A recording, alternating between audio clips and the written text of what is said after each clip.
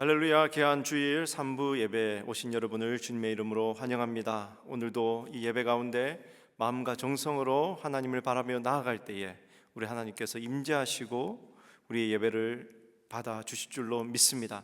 이 시간 함께 선포하면서 우리 하나님의 이름을 높이며 예배하도록 하겠습니다.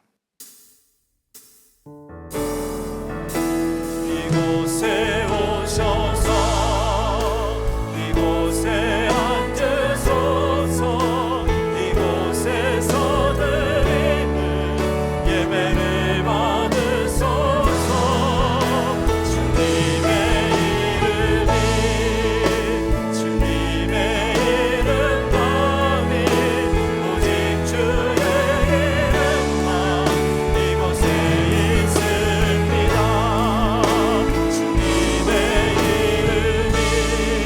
주님의 이름이 오직 주의 이름만 이곳에 있습니다. 하나님이여, 민족들이 주를 찬송하게 하시며 모든 민족으로 주를 찬송하게 하소서. 땅이 그의 소산을 내어주었으니 하나님 곧 우리 하나님이 우리에게 복을 주시리로다. 하나님이 우리에게 복을 주시리니 땅의 모든 끝이 하나님을 경외하리로다. 아멘. 살아계시고 역사하시는 하나님 아버지, 우리 아버지의 이름을 이 시간 찬양합니다. 코로나로 인하여서 하나님 앞에 함께 나와 예배드리지 못한 지가 오래되었지만, 그러나 우리가 가정에서 우리의 처소에서 마음과 정성을 다하여 전심으로 하나님을 찬양하며 나아가오니 우리의 예배드리는 그 자리 하나님 임재하여 주시고 우리의 모든 것을 쏟는 귀한 예배 자리가 될 수 있도록 인도하여 주시옵소서. 하나님, 이 시간 예배를 나온 한 사람 한 사람, 머리 숙인 한 사람 한 사람, 주님 그 삶을 축복하여 주시고 주님 그 삶에 하나님의 은혜가 가득하게 하여 주시며 주님 날마다 그 삶이 하나님을 예배하며 하나님과 동행하는 삶이 되게 하여 주시옵소서. 오늘 그 예배가, 이 예배가 주님 그 시작이 될 줄로 믿습니다. 하나님 임재하여 주시고 홀로 영광받아 주시옵소서. 감사드리며 예수님 이름으로 기도드리옵나이다. 아멘.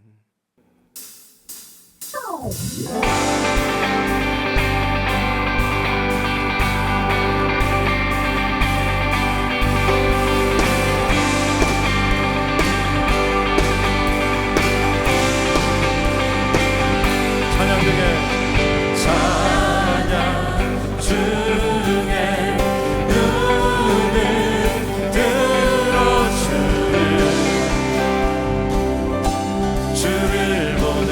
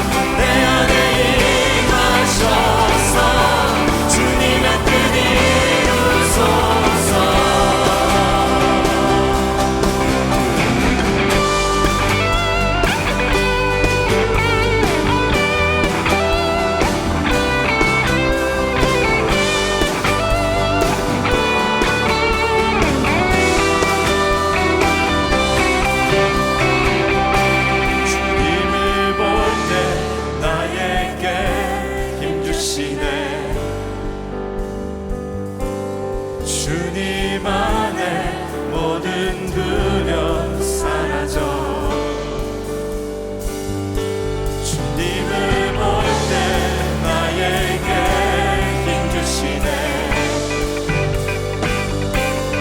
주님 안에 모든 두려움 사라져. 사라져.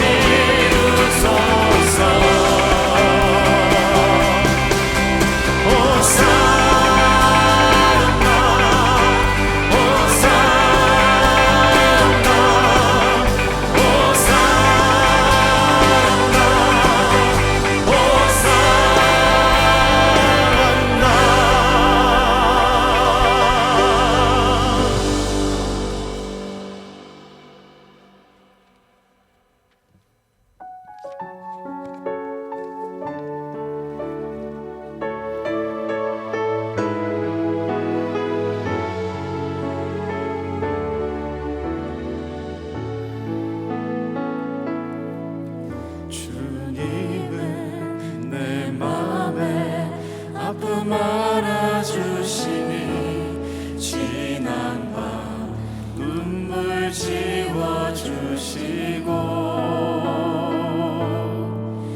아침에 돋아난 여린 풀들과 같이 내 맘을 새롭게 하네. 흐르는 시간에 보인 주의 영광은 내 삶을 밝게 비춰주시니 온 땅과 모든 산보다 전에 계셨던 주님 창조의 주를 찬양하네.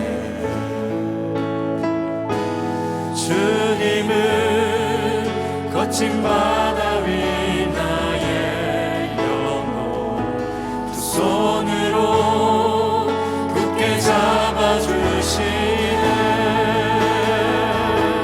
주님께 맡긴 인생의 여정 속에 아픈 만큼 기쁨에 널 주시네.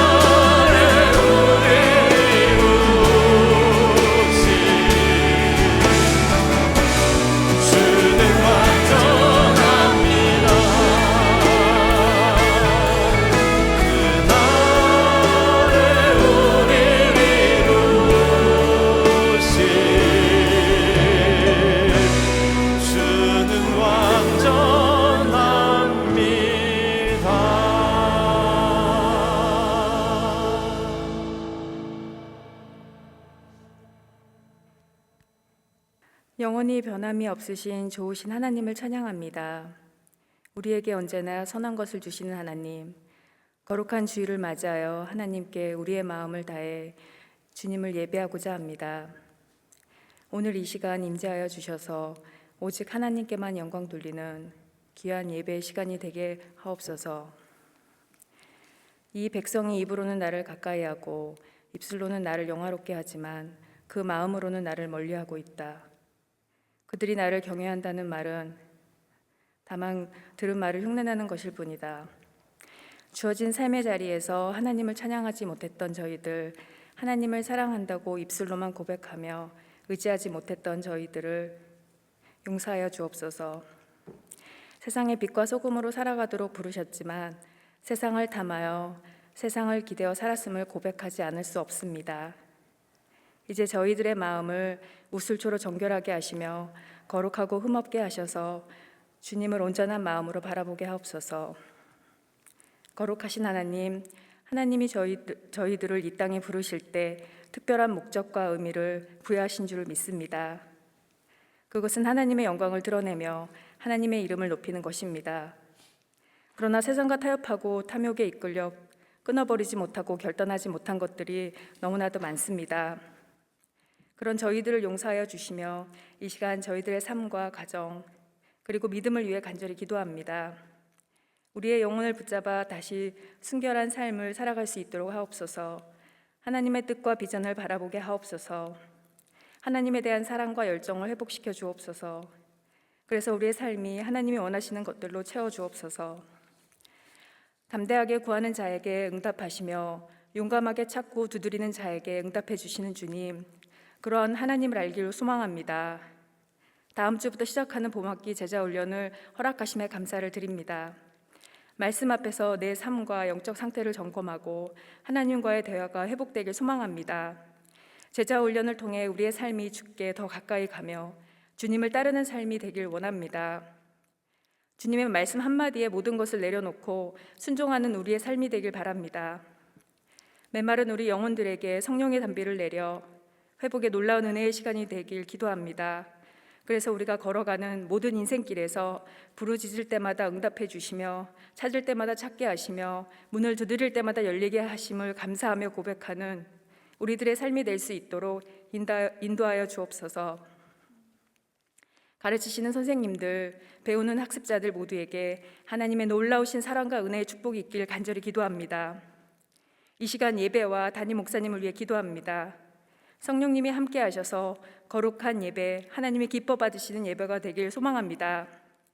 하나님, 오늘 말씀을 전하시는 박성군 담임 목사님과 함께하여 주셔서 영육 간의 강건함을 허락하시며 목사님을 통해 하나님의 모든 뜻과 계획들이 이루어질 수 있도록 하나님이 주신 능력과 힘으로 모든 사역을 감당하시게 하옵소서.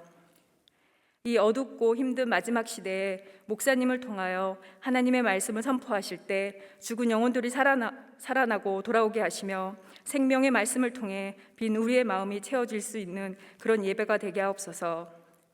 그래서 온 성도가 한 마음으로 주님의 말씀에 귀 기울이고 우리를 향한 하나님의 마음을 알고 순종으로 반응하게 하옵소서. 우리의 행위로 주님을 드러내고 우리의 언어로 하나님께 영광 돌리길 원합니다. 주님의 귀한 진리의 말씀으로 이름을 높여드리게 하시며 그 이름에 영광 돌리는 주님의 자녀들이 될 수 있도록 축복하여 주옵소서. 살아계시며 우리와 늘 함께 하시는 예수님의 이름으로 기도합니다. 아멘.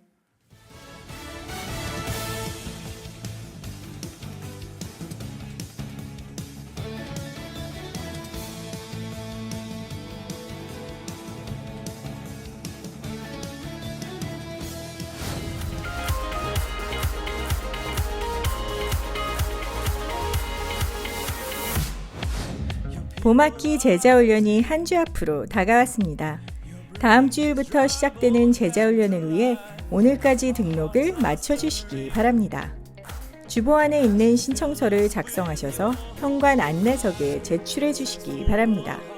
또한 각 교구 목자들이나 교회 홈피에 있는 제자훈련창에서 신청하실 수 있습니다. 제자훈련 교재는 2월 9일부터 교회 사무실에서 픽업하실 수 있습니다. 각 약물이 목자들은 모든 약물이 식구들이 참여할 수 있도록 격려해 주시기 바랍니다.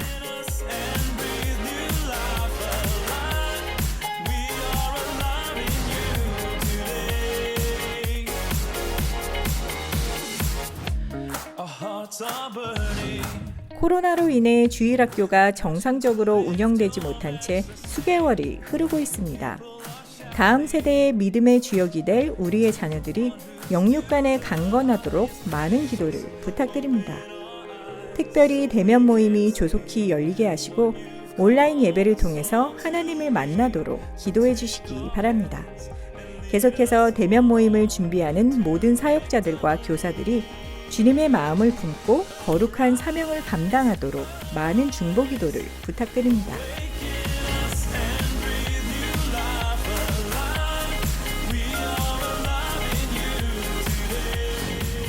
코로나 사태에도 불구하고 교회를 사랑하는 마음으로 헌신해 주시는 모든 성도님들께 감사드립니다. 성도님들의 귀한 헌신을 통해서 주님의 몸된 교회가 든든히 세워질 것입니다. 현재 진행되는 온라인과 오프라인 헌금 안내를 드립니다.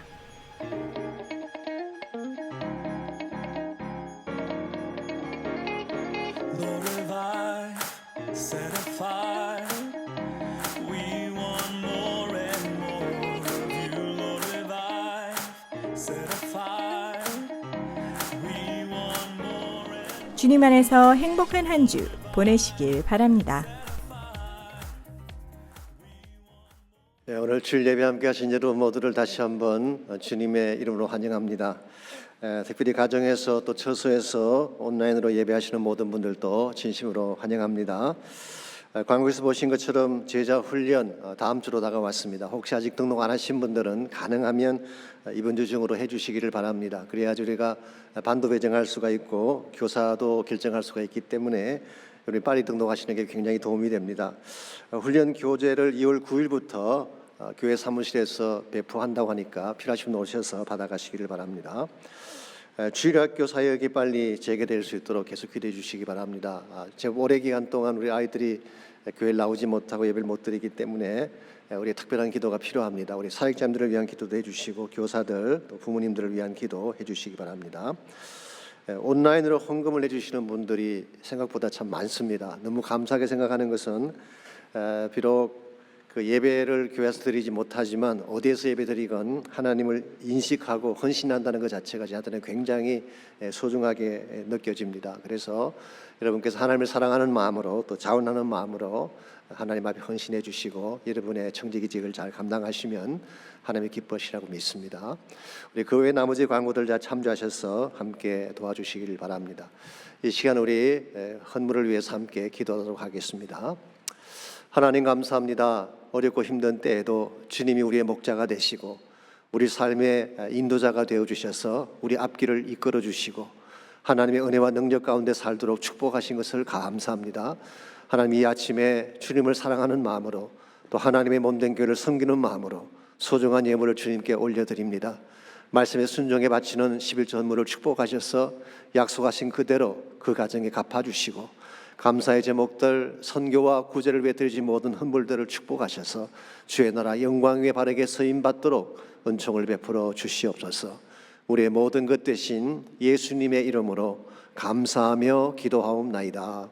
아멘.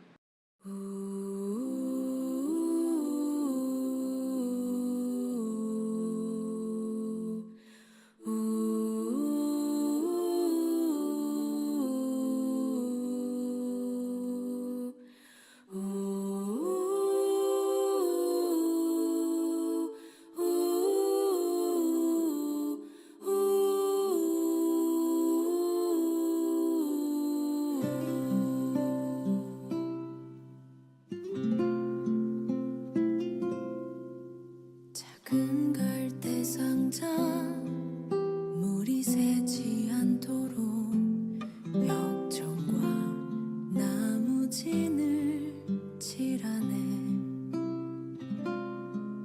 어떤 마음이었을까 그녀의 두 눈엔 눈물이 흐르고 흘러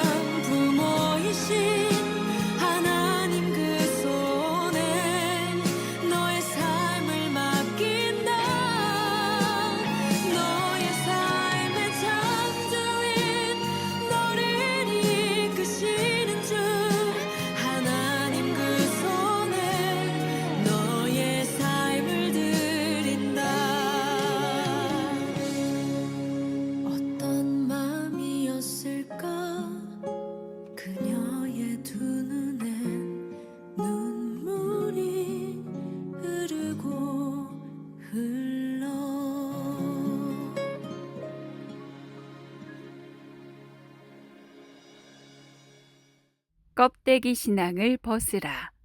호세아 7장 8절로 16절까지 말씀입니다. 에브라임이 여러 민족 가운데에 혼합되니 그는 곧 뒤집지 않은 전병이로다. 이방인들이 그의 힘을 삼켰으나 알지 못하고 백발이 무성할지라도 알지 못하는도다. 이스라엘의 교만은 그 얼굴에 드러났나니 그들이 이 모든 일을 당하여도 그들의 하나님 여호와께로 돌아오지 아니하며 구하지 아니하도다. 에브라임은 어리석은 비둘기같이 지혜가 없어서 애굽을 향하여 부르짖으며 아수르로 가는도다. 그들이 갈 때에 내가 나의 그물을 그 위에 쳐서 공중의 새처럼 떨어뜨리고 전에 그 회중에 들려준 대로 그들을 징계하리라. 화 있을진저 그들이 나를 떠나 그릇 같음이니라. 배망할진저 그들이 내게 범죄하였음이니라. 내가 그들을 건져주려 하나 그들이 나를 거슬러 거짓을 말하고 성심으로 나를 부르지 아니하였으며 오직 침상에서 슬피 부르짖으며 곡식과 새 포도주로 말미암아 모이며 나를 거역하는도다. 내가 그들 팔을 연습시켜 힘있게 하였으나 그들은 내게 대하여 악을 꾀하는도다. 그들은 돌아오나 높으신 자에게로 돌아오지 아니하니 속이는 활과 같으며 그들의 지도자들은 그 혀의 거친 말로 말미암아 칼에 엎드려지리니 이것이 애굽 땅에서 조롱거리가 되리라. 아멘. 누구나 사람들에게 자신이 좋게 보여지기를 원하죠. 그래서 외출할 때는 세수도 하고 여자분들 경우는 화장도 합니다. 옷도 이왕이면 잘 꾸며 입고 나가려고 하지 않습니까? 사실상 우리가 다른 사람에게 좋게 보이려고 하는 것 자체를 나쁘다고 말할 수는 없습니다. 그러나 이것이 지나쳐서 자신을 너무 과대 포장한다든가 자신이 아닌 다른 사람처럼 행동한다면 이것은 문제가 될 수가 있습니다. 예컨대 진실되지 않은데 진실을 가장한다거나 혹은 가지지 않은 것을 가진 척한다든가 심지어는 없는 이력까지 만들어서 자신을 미화한다면 이건 대단히 위험한 것입니다.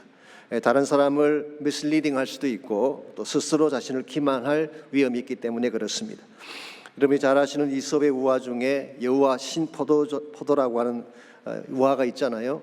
하루는 여우가 길을 가다가 담장 높은 곳에 심겨져 있는 포도나무를 보게 됐습니다. 가지에 포도가 주렁주렁 달려 있는데 따먹을 수가 없었습니다. 너무 높은 곳에 있기 때문에.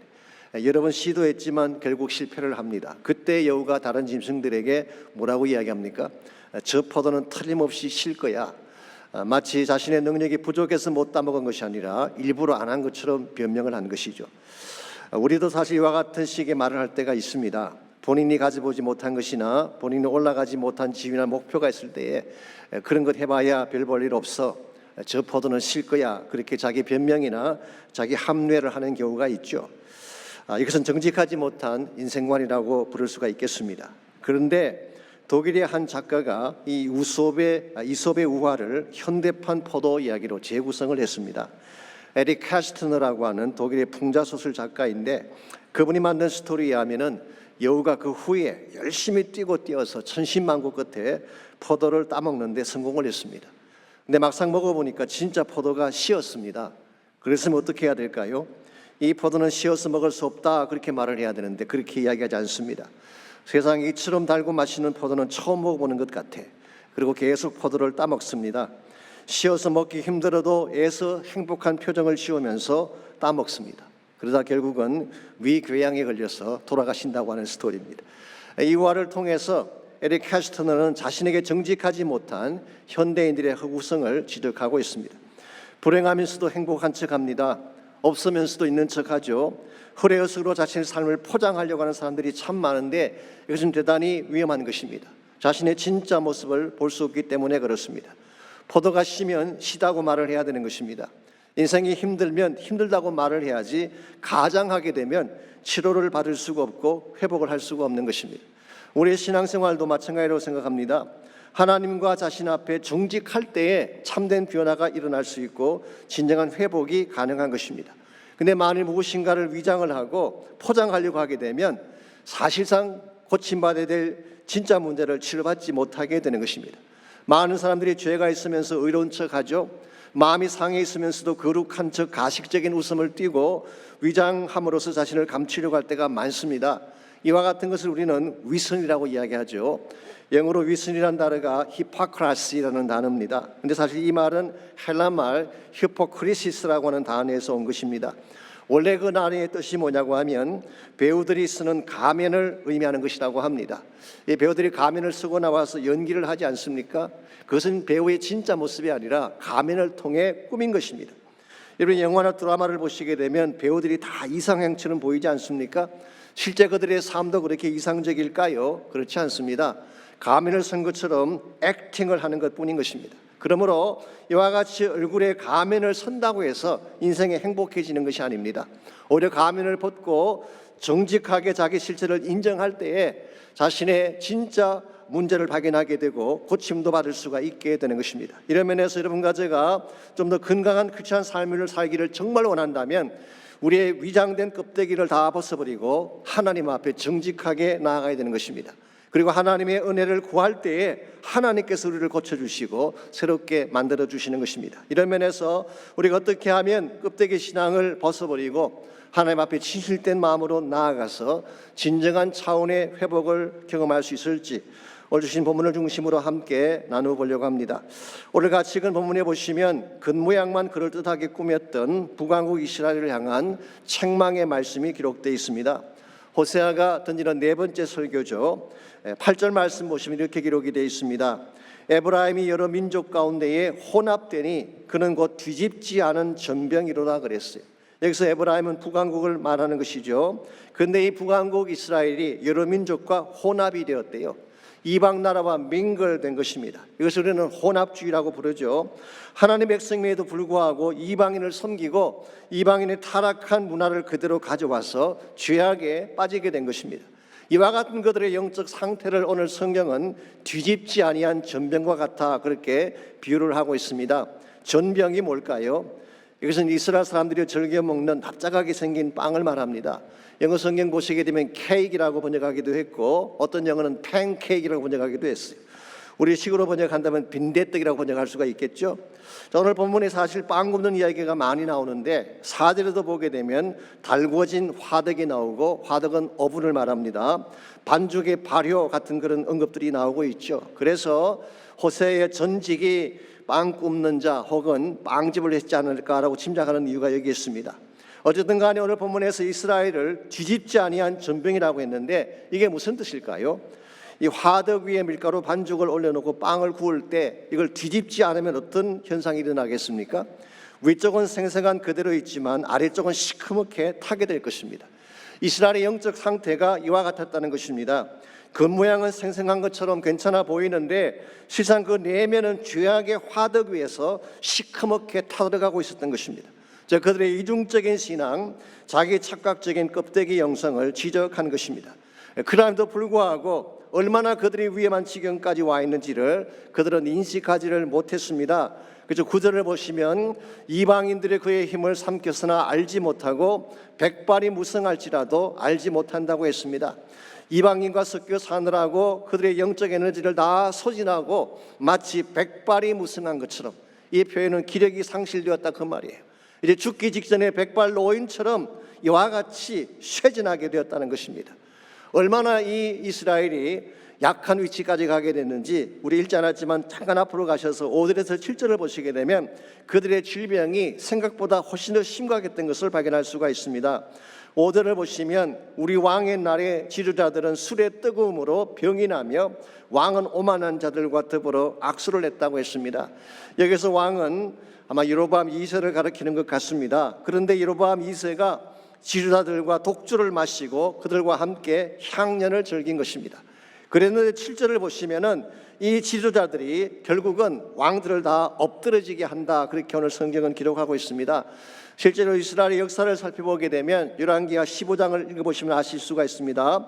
여로보암 2세가 죽은 후에 그의 아들 스가랴가 왕위를 이어받는데요. 왕위를 이어받고 얼마 되지 않아서 살룸의 손에 살해를 당합니다.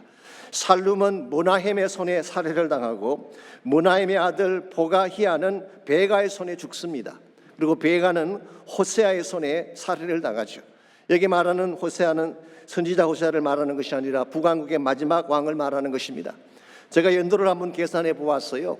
여로보암 2세가 죽은 후부터 북왕국이 망할 때까지 기간이 31년간인데요. 31년 동안에 5명의 왕이 살해를 당하고 왕조가 6번이나 바뀌었어요. 아시겠지만 북왕국은 전체 19명의 왕이 다스렸습니다. 그런데 왕조가 9번이나 바뀌었어요. 그만큼 혼란하고 기울어질 대로 기울어진, 비유하자면 중병, 말기, 환자와 같은 것이 이스라엘의 모습이었는데, 그럼에도 불구하고 그들은 하나님께로 돌아가지 않았다고 말합니다. 이유가 뭘까요? 껍데기 신앙에 속았기 때문에 그런 것입니다. 그 모양은 그렇게 나쁘지 않았던 것 같습니다. 제사를 드리고 하나님 이름을 거명했기 때문에 외형만 보게 되면 하나님 백성처럼 보였어요. 그런데 그들의 마음 중심은 하나님을 떠났고 그들의 삶은 죄악의 화덕 위에 시커멓게 타들어가고 있었다는 거예요. 그런데 이 사실을 그들은 인식하지 못한 것입니다. 여기에 북왕국 이스라엘이 가지고 있던 심각한 문제를 발견할 수가 있습니다. 그렇다면 오늘 여러분과 제 삶에 이런 문제가 없을까요? 저는 분명히 있다고 생각합니다. 우리 내면은 가꾸지 않으면서 근모양만 꾸미려고 하는 경향이 우리에게 있지 않습니까? 그래서 타이틀 좋아하고 화려한 명함 자랑하고 교회 크기나 재정 규모를 자랑하고 있지 않습니까? 미국의 대표적인 영성학자였던 달라스 윌라드는 이와 같은 현상을 애드블룬 신앙이라고 불렀어요. 애드블룬은 광고를 띄우는 블룬을 말하는 것이죠. 광고문 신앙, 무늬만 그럴듯한 신앙, 그런 뜻입니다. 오늘 여러분과 제가 경계해야 될 것이 한 가지 있다면 이 껍데기 신앙을 경계해야 되는 것입니다. 마음은 하나님을 떠나 있으면서 종교적인 껍데기만 추구하게 될 때에 우리 영성은 망가지게 되고 결국은 패망하는 것입니다. 어쩌면 오늘날 한국 교회를 좀먹고 있는 누룩이 이와 같은 껍데기 신앙이 아닌지 모르겠어요. 제가 언젠가 캐톨릭 신부님이 쓰신 글을 읽다가 얼굴이 화끈거렸던 기억이 있습니다. 아시겠지만 16세기 로만 캐톨릭 교회 부패를 보고 교회를 바로 세우기 위해 시작된 것이 종교개혁 아닙니까? 그게 레포메이션이에요.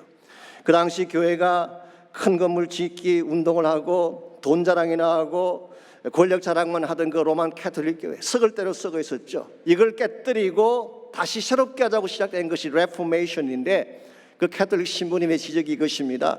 오늘 한국 교회가 자신들의 전철을 그대로 밟고 있으니까 이해가 안 된대요.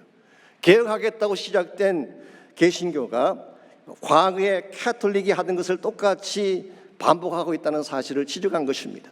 오늘 여러분과 제가 깊이 생각해야 될 문제가 여기 있습니다. 무늬만 화려하게 꾸미기를 원하고 껍데기만 잘 보이기를 원하는 신앙, 이것만큼 위험한 신앙이 없는 것입니다. 여러분과 제 마음속에 이와 같은 껍데기가 있으면 두 가지 문제가 있어요. 첫째는 스스로 속을 위험을 갖게 됩니다. 사실은 영혼이 썩어 들어가고 있는데 본인은 건강하다고 착각을 하는 것입니다. 그래서 치유받을 기회를 놓치는 것입니다. 두 번째 문제는 이 껍데기 신앙은 하나님과 우리 사이를 가로막고 있습니다.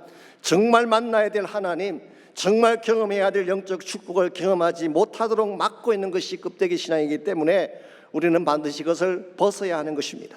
이 껍데기를 벗어버릴 때 참된 치유도 가능하고 하나님은 진정한 차원의 회복도 주실 수가 있는 것입니다. 이런 면에서 우리가 어떻게 하면 우리를 덮고 있는 껍데기 신앙을 다 벗어버리고 하나님이 준비하신 참된 회복을 향해 나아갈 수 있을지, 오늘 같이 읽은 본문에 보시게 되면 사실 뒤집지 아니한 전병처럼 중병에 걸려있는 이스라엘을 치료하기 위해서 호세아가 부르짖는 몇 가지 호소건을 본문에 나옵니다. 이것을 하나씩 정리해 보게 되면 우리가 껍데기를 벗어버리고 참된 회복으로 나아가는 비결을 정리해 볼 수가 있습니다. 우리가 진정한 차원에서 회복을 경험하기를 원한다면 첫 번째로 정직한 직면이 필요합니다. 자신의 실체, 자신의 본래 모습을 정직하게 직면을 해야지 하나님께 바로 나아갈 수가 있는 것입니다. 그래서 우리 읽지 않았지만 잠깐 앞으로 가셔서 1절 말씀 보시면 이런 말씀이 기록되어 있습니다. 내가 이스라엘을 치료하려 할 때에 에브라임의 죄와 사마리아의 악이 드러났도다 그랬어요. 이게 사마리아는 에브라임의 수도죠. 북왕국의 수도를 말합니다. 같은 이야기입니다. 자, 하나님께서 치료하려고 그들에게 다가가셨는데 하나님이 다가가시는 순간 맨 먼저 무엇이 드러났다는 것입니까? Their sins are exposed. 그들의 죄가 밝혀지게 된 것입니다. 여러분, 죄가 밝혀진다는 것은 굉장히 고통스러운 것입니다. 나의 모든 허물이 다 드러난다고 생각해 보십시오. 얼마나 두려운 현상이에요. 그러나 이것을 변명한다든가 이것을 덮으려고 하면 오히려 문제가 생기는 것입니다. 힘들지만 나의 죄를 하나님 앞에 그대로 인정을 하고 나의 죄를 익스포즈해서 하나님 앞에 내어드릴 때 하나님이 치유하기가 하시는 것이 시작이 되는 것입니다. 에스겔 37장을 보시면 하나님이 에스겔에게 이스라엘 회복에 대한 큰 환상을 보여주시지 않습니까? 큰 군대가 되어 일어나는 환상을 보여주셨어요. 근데 그 환상을 보여주기 전에 무엇을 먼저 보여주셨습니까?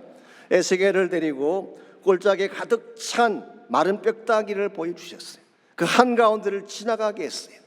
정말 처참할 지경의 해골 뼈다귀 사이로 하나님이 에스겔을 데리고 가신 것입니다. 왜 그렇게 하셨을까요? 이게 지금 이스라엘의 현실이라는 것입니다. 고통스럽지만 이 현실을 바로 직면을 해야지 참된 회복이 가능하고 참된 차원의 부흥이 일어날 수 있음을 보여준 것입니다. 오늘 여러분 가지의 삶도 마찬가지입니다. 자신의 죄를 직면하는 것 다 부담스럽고 고통스러워하지만 그럼에도 불구하고 죄를 죄로 인정할 수 있을 때 하나님의 은혜가 시작되는 거예요. 솔직히 말씀을 드리자면 주일날 설교 시간에 죄에 대한 이야기하면 좋아합니까? 싫어합니까? 좋아할 사람 별로 없는 것 같아요. 어떤 교회에서는 목사님이 회개에 대한 설교하고 내려왔더니 똑같지요. 그리고 때드는 성도가 있었다고 합니다. 물론 저희 교회는 아니겠지만 말이죠. 여기서 설교자들도 가능하면 죄라고 하는 단어를 회피하려고 합니다. 좀 더 듣기 편한 단어, 좀 더 변명이 가능한 단어, 좀 더 고상한 단어를 대신 설명하려고 사용하려고 할 때가 있죠. 그러나 여러분 기억하실 중요한 사실이 있습니다. 아무리 아름답게 포장을 해도 죄는 죄예요. 변명하고 탓하고 덮는다고 죄가 선으로 바뀌는 것이 아닙니다. 정말 나의 심각한 내면적인 문제를 해결하기를 원한다면 나의 죄인됨을 인정하고 하나님의 은혜를 구해야지 회복과 치료가 일어나게 되는 것입니다. 복음서에 보시게 되면 예수님께서 바리새인들을 책망하신 말씀들이 많이 나옵니다. 사실 바리새인들은 그 당시 최고의 경건주의자들이었습니다. 이 Pharisees, 영어로 Pharisees라고 하는데 이 Pharisees라는 말의 어원이 무엇인지 아십니까? 원래 뜻이 The pious ones, 경건한 자들이란 뜻이. 이 바리새인의 기원에 대해서는 여러 가지 많은 이론이 있습니다만은 주전 2세기경에 일어났던 메카비 반란 때 이들이 처음 등장했다고 보는 것이 일반적인 교례입니다. 메카비가 헬라주의의 반기를 들고 엔티코스 4세를 물리치기 위해서 반란을 일으키지 않았습니까? 그때에 그 메카비를 따라다녔던 경건한 사람들이 있었어요. 그 사람들을 하스딤이라고 불렀습니다. 하스딤. 이 하스딤이라는 이 무리가 신약 성경에 와서는 페리시즈라고 불리기 시작을 했고 나중에 탈무드 시대에 와서는 파루심이라는 용어로 불리게 됐어요. 그 말의 근본 의미는 다 동일합니다. The pious ones, 경건한 자들이란 뜻이.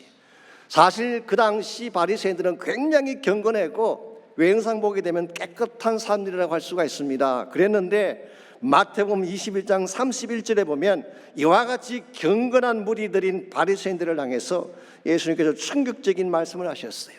세리들과 장녀들이 너희보다 먼저 하나님 나라에 들어가리라, 그런 말씀하셨어요.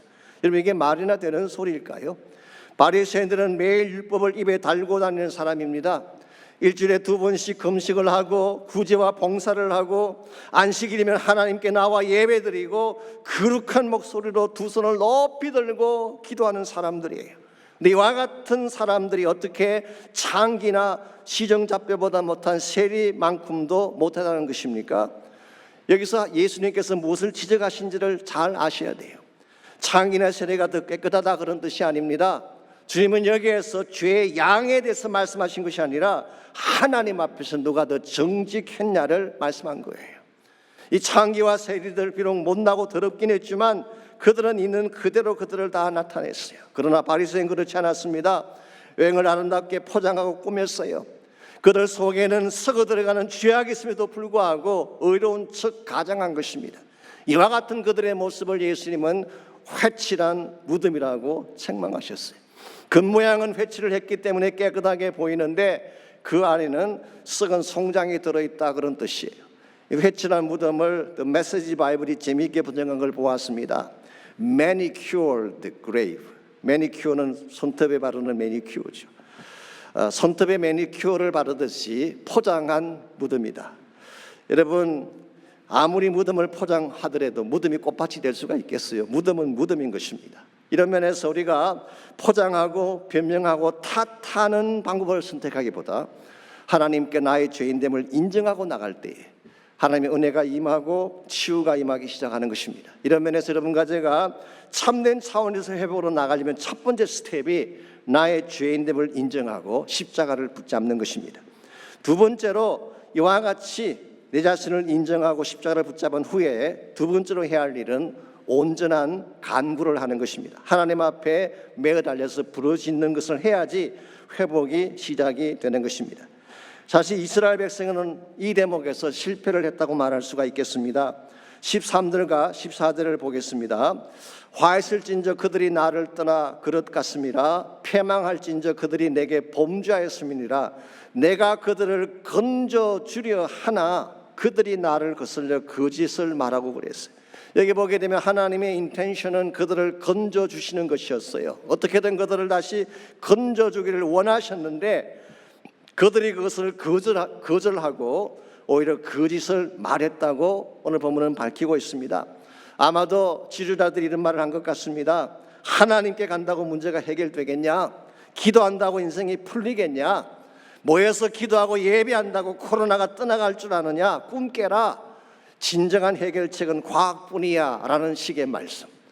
얼마 전에 한국의 정치가들이 했던 말과 유사한 말을 했던 것 같습니다. 이와 같은 것들이 그 당시 팽배했기 때문에 14절을 보시면 그들의 반응이 이렇게 나와 있습니다. 성심으로 나를 부르지 아니하였으며 오직 침상에서 슬피 부르짖으며 곡식과 새 포도주로 말미암아 모이며 나를 거역한다고 했어요. 하나님을 부르는데 성심을 다하여 부르지 않았어요. 이 말의 뜻은 적당히 불렀다는 것입니다. 이 성심을 다한다는 것은 crying out wholeheartedly, 나의 전심을 다 쏟아 하나님께 나아가 간구하는 것을 말하는 것입니다. 하나님이 아니면 해결책이 없습니다. 하나님에게 모든 것을 겁니다. 이런 마음으로 기도하는 것을 성심을 다한 간구라고 할 수가 있습니다. 하나님은요, 적당히 하는 기도 기뻐하지 않습니다. 근성으로 대충 하는 기도 받지 않으세요.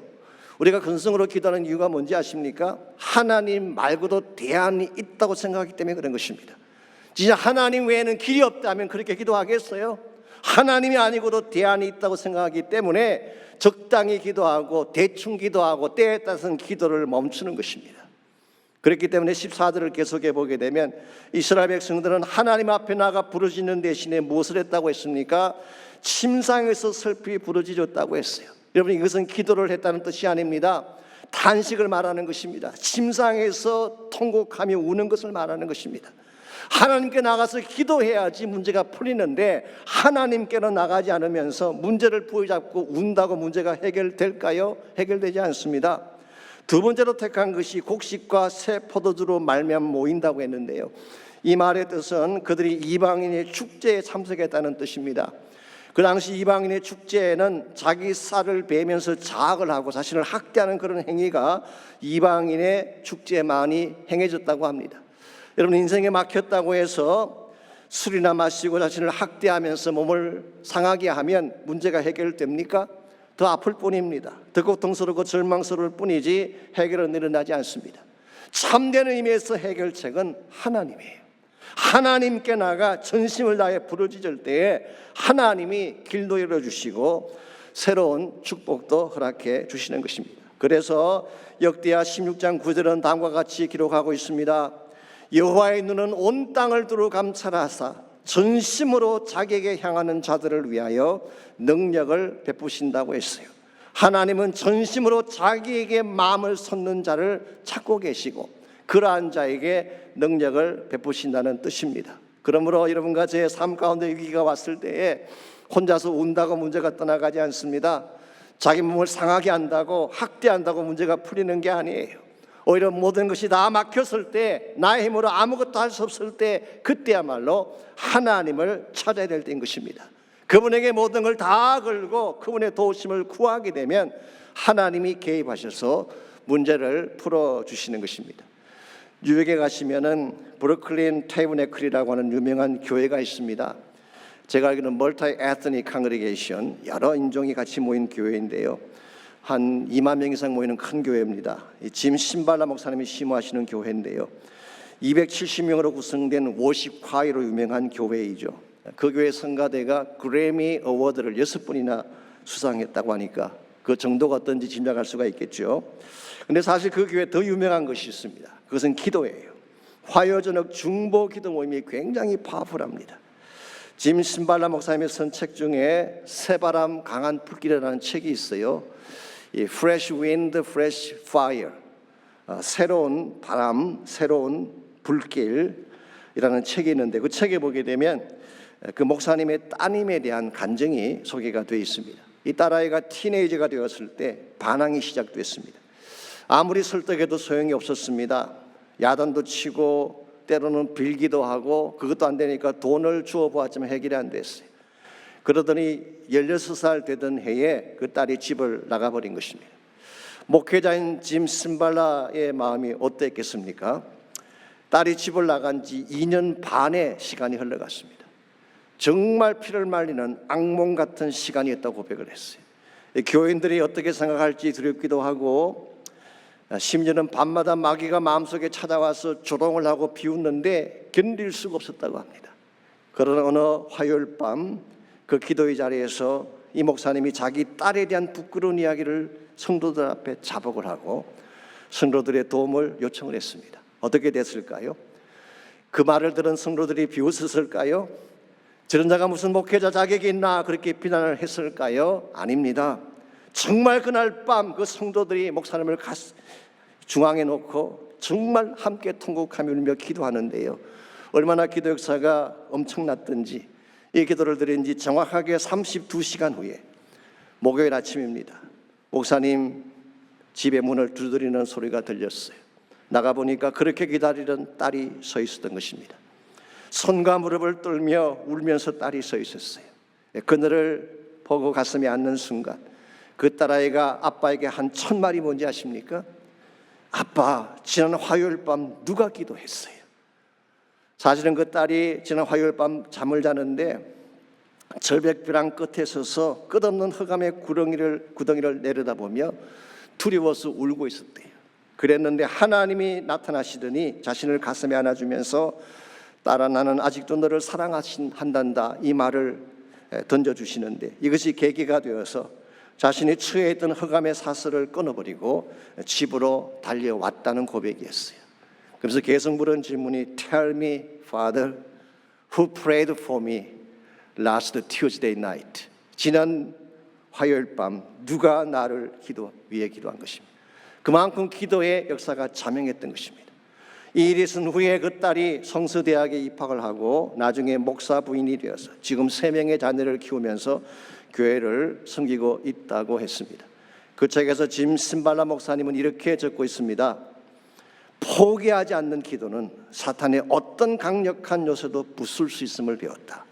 하나님께 불가능은 없다, 그렇게 적었어요. 여러분, 문제는 주어진 문제 그 자체가 아닙니다. 문제 앞에서 어떻게 기도하느냐가 중요한 것입니다.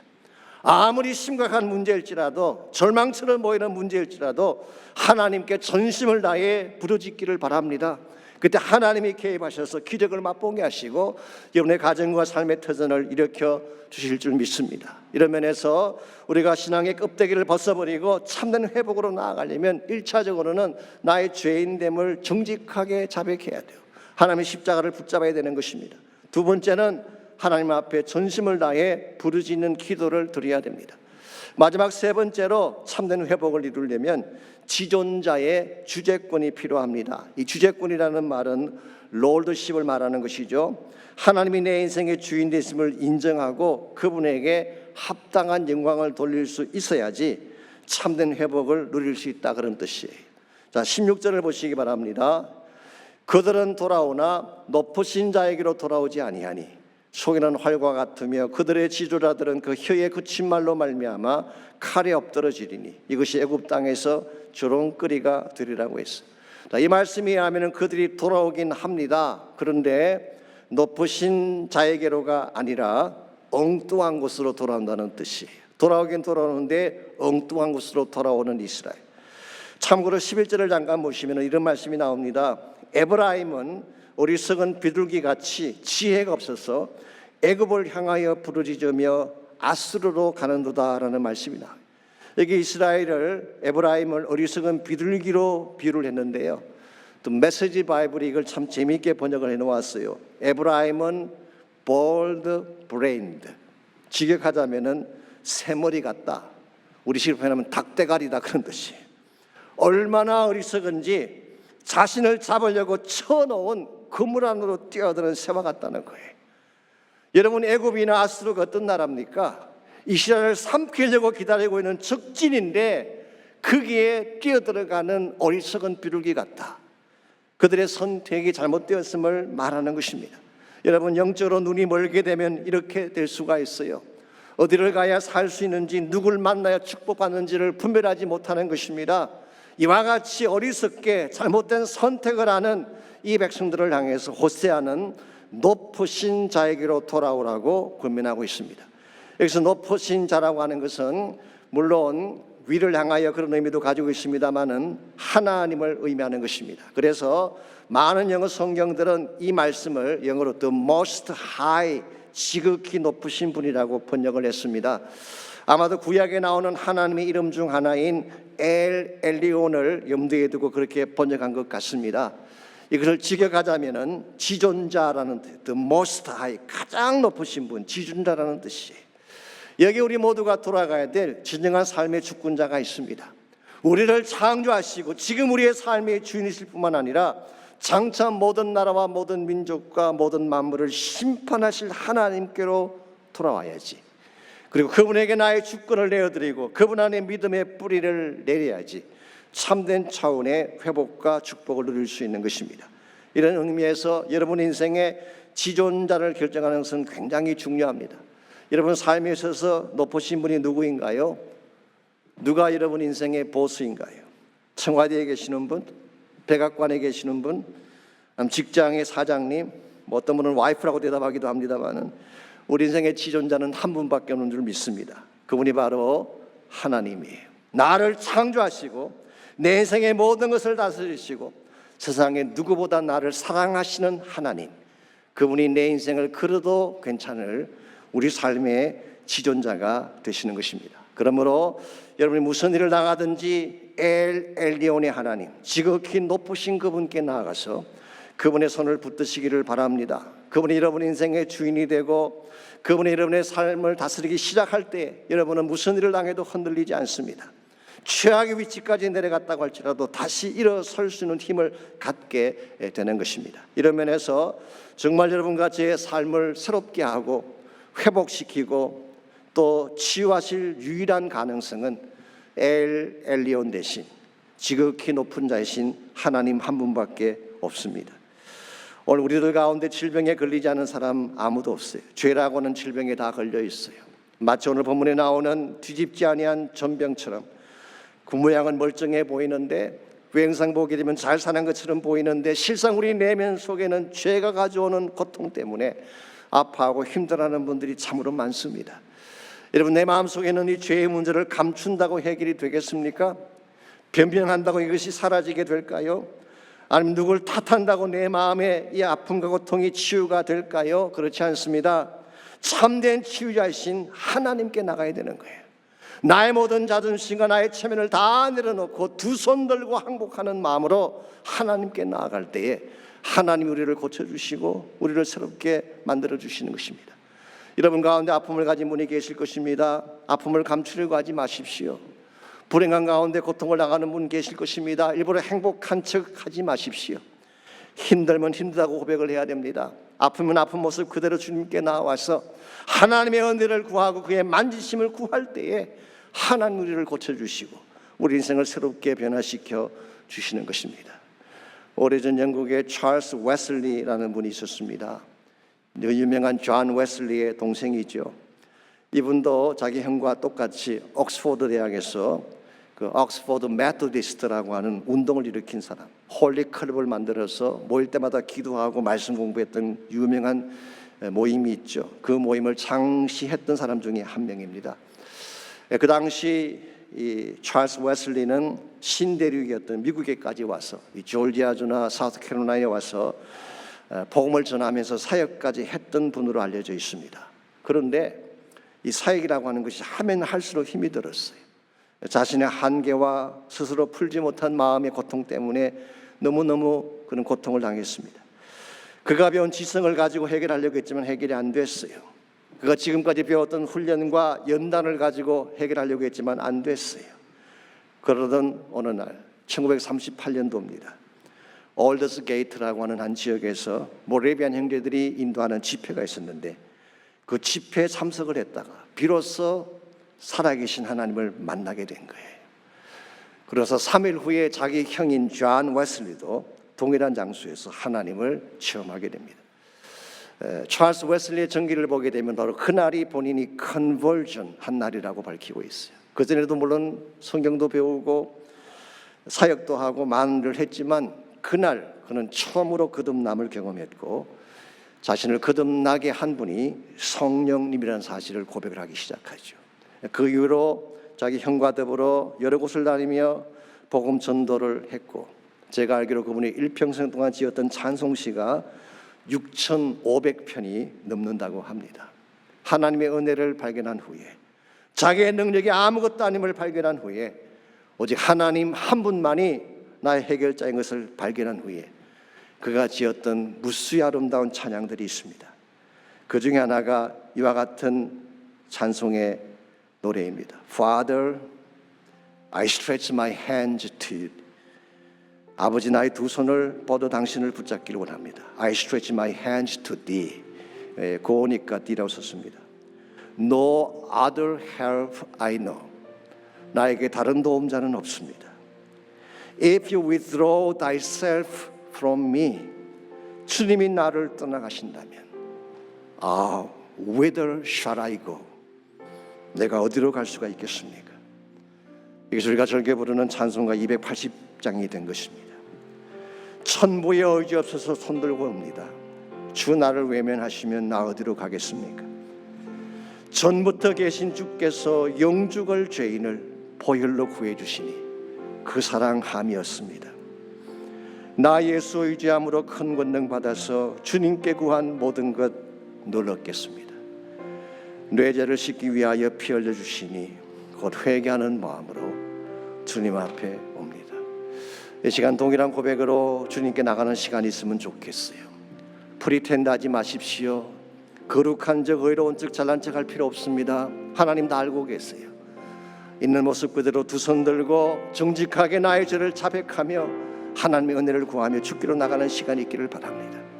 세상에 누구도 나를 도울 자가 없습니다. 내 인생의 진정한 치유자는 높은 곳에 계신 그분 한 분밖에 없어요. 지극히 높으신 엘 엘리온의 하나님 그분 한 분만이 우리를 치유할 수 있고 고칠 수 있는 유일한 능력자이십니다. 그분의 손을 붙잡고 기도하시고 그분의 도우심을 요청하며 기도하시고 교만했던 나의 모든 껍데기를 하나님께서 깨뜨려 주셔서 진실된 모습으로 주님 만나게 달라고 간구하며 나가는 시간이 있기를 바랍니다.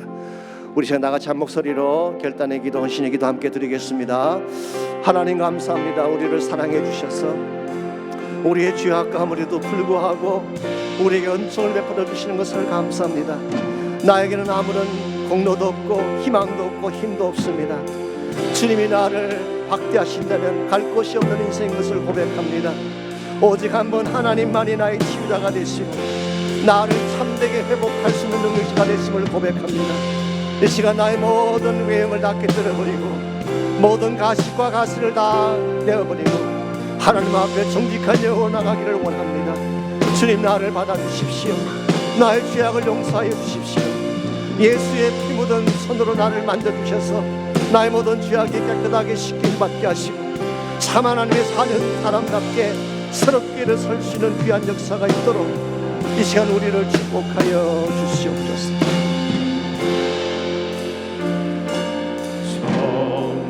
전부여 의지 없어서 손들고 옵니다. 주 나를 외면하시면 나 어디 가리까. 내 죄를 씻기 위하여 피 흘려 주시니 곧 회개하는 마음으로 주 앞에 옵니다. 전부터 계신 주께서 전부터 계신 주께서 영죽은 죄인을 보혈로 구해 주시니 그 사랑하옵네. 나 예수 의지하므로 큰 권능 받아서 주님께 구한 모든 것 다시 한번 고백합니다. 나 예수 의지하므로 나 예수 의지함으로 큰 권능 받아서 주님께 구한 모든 것 다시 한번 고백합니다. 나 예수 의지하므로 나 예수 의지함으로 큰 권능 받아서 주님께 구한 모든 것 늘어겠습니다. 내 죄를 씻기 위하여 피 흘려 주시니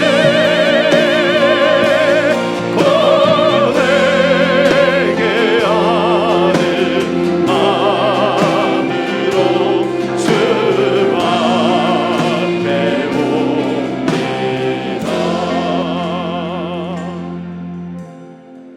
하나님 감사합니다. 내게 오라고 초청해 주시는 주님이 계셔서 감사합니다. 죄에 빠진 자들, 삶에 지친 영혼들, 질병과 가난 때문에 고통을 당하는 모든 자들을 부르셔서 주의 손으로 축복하시고 하나님의 백성답게 건강하게 바르게 살 수 있도록 이끌어 주시는 주님의 손길을 감사합니다. 무슨 일 당하든지 실망하지 않도록 도와주시고 어떠한 죄악의 문제가 있든지 혼자 앓지 않도록 도와주시고 십자가 앞에 나가게 하시고 죄 사함 받게 하시고 치유받게 하시고 회복받게 하여 주셔서 참 하나님의 백성답게 아름답게 존귀하게 거룩하게 살아가도록 모든 주의 종들을 그렇게 축복하여 주시옵소서. 이제는 우리 구주 예수 그리스도의 은혜와 하나님 아버지의 무한하신 사랑과 성령님의 충만한 임재하심이 이 시간 주님 앞에 나와 전심을 다해 예배한 사랑하는 주의 백성들과 각 가정에서 처소에서 온라인으로 예배하고 있는 모든 사랑하는 주의 백성들 위해 또 그들의 가정과 삶의 터전과 자녀들과 자손들 위해 이제로부터 항상 함께하여 주시기를 살아계신 우리 주님 예수님의 이름으로 간절히 축원하옵나이다. 아멘.